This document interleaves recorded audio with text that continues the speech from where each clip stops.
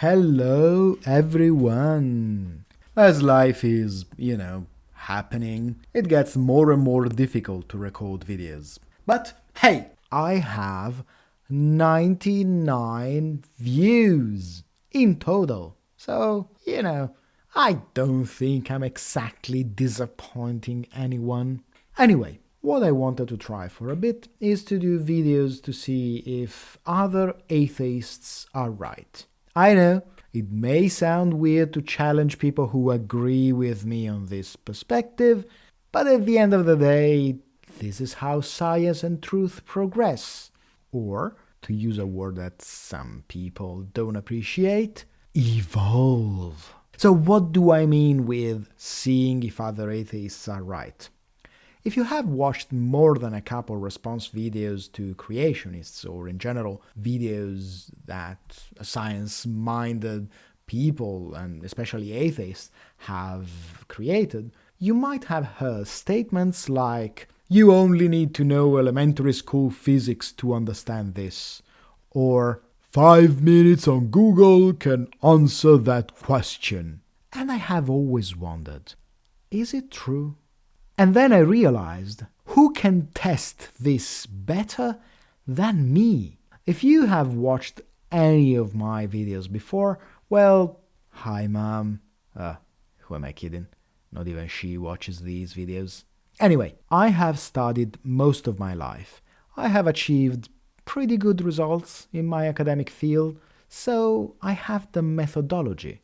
But at the same time, my fields are all in the humanities. So I studied some science and maths during high school, but high school. While at uni I studied some scientific topics that I needed, but I don't have enough background or knowledge to call me an expert.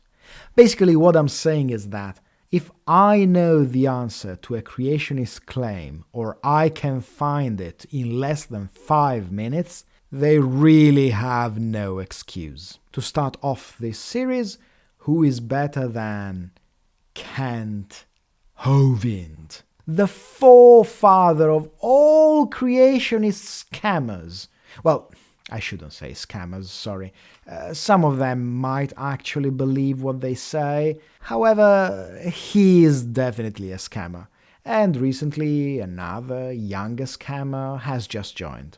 Matt Powell, the perfect heir to a lying, tax-dodging conspiracy theorist who produces cheap videos with no valuable content, but is capable of gathering people thanks to his lack of shame when pretending to be competent in what he says. The two of them are preachers and creationists, claiming all sorts of possible scientific idiocies and refusing to believe experts, or at least to admit it. Both of them have been caught lying so many times, and both of them are associated with violent events.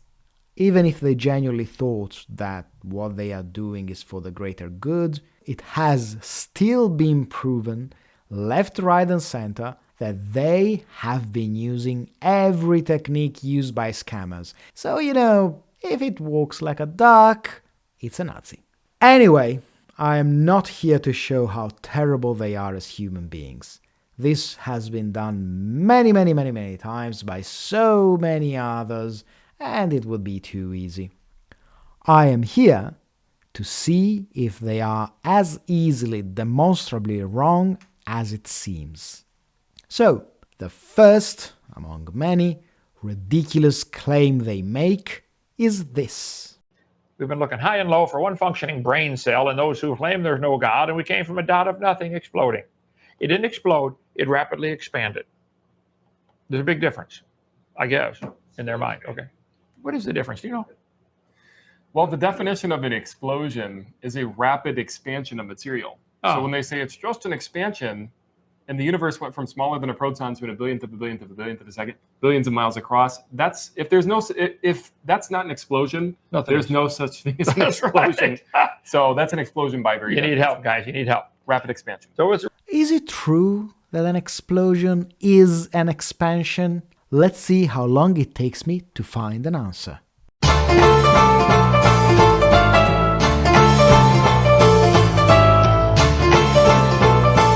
Oh, look at that.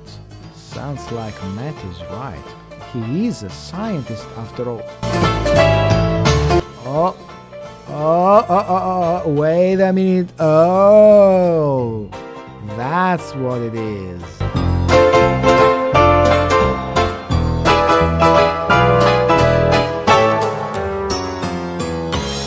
How long did it take me? A shocking 49 seconds, including the time it took me to prepare for the recording itself. I literally just had to type the words in Google, read a couple of pages, let's be generous and add 1 whole minute to go back to Google, check more results and compare them, including this article from Britannica. As an aside, I really hope that someone finds this video and shows it to Matt Powell, so he will definitely show. We know he will show only the moment when I say, sounds like Matt is right, he's a scientist after all, because he's that dishonest. Going back to what we were saying, to no one's surprise, Matt and Kent are completely wrong, and their statement can be corrected with a quick Google search. An explosion is a sudden expansion into space. An expansion like the Big Bang is an expansion of space. Aha, Mr. Faithbunker, I already hear Matt say. You admitted that an explosion is an expansion. Moron, water. I hear Kent say with that accent that I would love to be able to replicate. Water. No, dum-dums. You are so used to quote mining that you do it by default. Definitions need to be taken in their entirety. An explosion is an expansion into space. This is caused by the difference in heat and pressure between what is inside and outside whatever exploded. In order to have an inside and an outside, you need space. Imagine putting a petard inside a balloon. You blow into the balloon to expand it, then the petard explodes inside the balloon. Using English words, sure, you have to say the petard expands, but it is not the expansion we talk about when we talk about the Big Bang, because that was an expansion of space, and the chemical reactions are completely different. Do you understand the difference between an expansion of space and an expansion of something into space? This is what happens when incompetents talk about specific fields. Their vocabulary is limited, and therefore their concepts are limited. Specific vocabulary is not like what Kent says when he doesn't know quote-unquote big words, a way to show off and set yourself above the masses. That might be a consequence used and abused by some people, but hey, idiots are everywhere. I'm not trying to dazzle anybody. You're the one who tries to dazzle people with all kinds of big words and talking rapidly and never got to look up everything you say. I target the 4th, 5th graders. I keep it real simple. Specific vocabulary is needed to talk about specific things, to understand the details of something, and ultimately to speak correctly. This is what Hovind, Powell, and many others need to understand even when talking about evolution. Anyway, going back to our explosion and expansions, their difference is also the reason of another of Kant's frequent sentences that show how reluctant he is to learn and accept reality he doesn't understand. I'm sorry, it wasn't an explosion, my mistake, it was a rapid expansion. And the stars are not getting farther apart, one guy told me. The distance between them is increasing. Okay, I'm sorry, I misunderstood. Okay. I'm serious. Not exactly. That was a conversation with King Crocoduck, The young scientist told him that the space between celestial bodies gets bigger at a speed higher than light, and Kent Hovind, ignoring facts and the field, laughed at it.